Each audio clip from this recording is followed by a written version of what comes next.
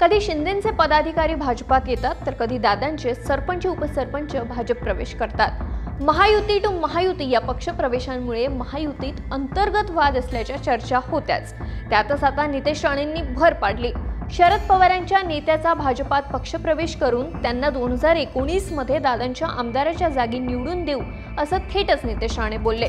कोकणात सध्या महायुतीत स्पर्धाच लागलीये। तळ कोकणात शिवसेना आणि भाजपमध्ये पक्ष विस्ताराची स्पर्धा, तर चिपळूण मतदारसंघात 4 वर्षाच्या आधीच आमदारकीवरून रस्सीखेच सुरू झाली।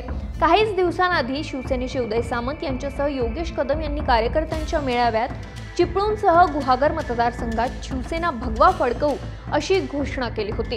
त्याला काहीच दिवस उलटले आणि आता भाजप नेते नितेश राणे यांनी देखील चिपळूणवर दावा केलाय। त्यांनी प्रशांत यादव हेच भाजपकडून लढतील आणि ते आमदार होतील असा दावा केला।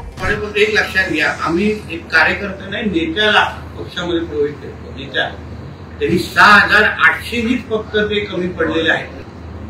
म्हणजे 29ला ताकदीने भारतीय जनता पक्षाचा इथे आमदार असेल।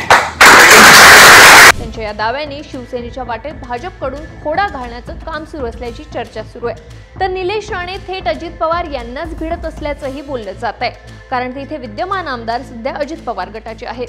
मागील विधानसभा निवडणुकीत अवघ्या 6000 मतांनी प्रशांत यादव मागे पडले। अजितदादा पवार यांच्या राष्ट्रवादीचे शेखर निकम आमदार झाले, पण यादव यांना येत्या 5 वर्षात भाजपकडून ताकद दिली जाईल। त्याच्या जोरावर 2030च्या विधानसभा निवडणुकीत चिपळूण मतदारसंघातून तेच आमदारही होतील असा विश्वास नितेश राणे यांनी व्यक्त केला।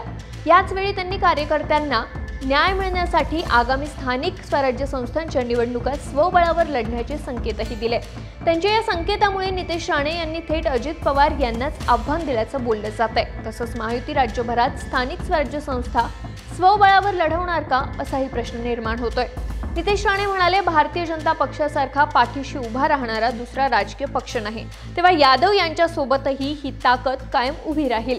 आतापर्यंत मी स्वतः 3 निवडणुका लढलोय, परंतु 6800 मतांच्या फरकाने निवडणुकीला सामोरं जाणं सोपं नाहीये। यादव यांनी आधीच स्वतःला सिद्ध केलं असून त्याचा भाजपला स्थानिक स्वराज्य संस्थांच्या निवडणुकीत नक्कीच फायदा होईल। मात्र त्यासाठी यादव यांना पद देऊन त्यांची ताकद वाढवायला हवी। त्यांच्या नावापुढे पद नसेल तर ते काय करणार, ते निधी कसा देणार असे प्रश्न आहेत असं राणे म्हणाले। त्यामुळे नितेश राणेंच्या या वक्तव्याने महायुतीतला अंतर्गत वाद पुन्हा उफाळून निघणार की काय हे पाहावं लागणार आहे। तुम्हाला काय वाटतं, महायुतीतल्या या अंतर्गत वादामुळे महायुतीला स्थानिक स्वराज्य संस्थांच्या निवडणुकीत फटका बसेल का?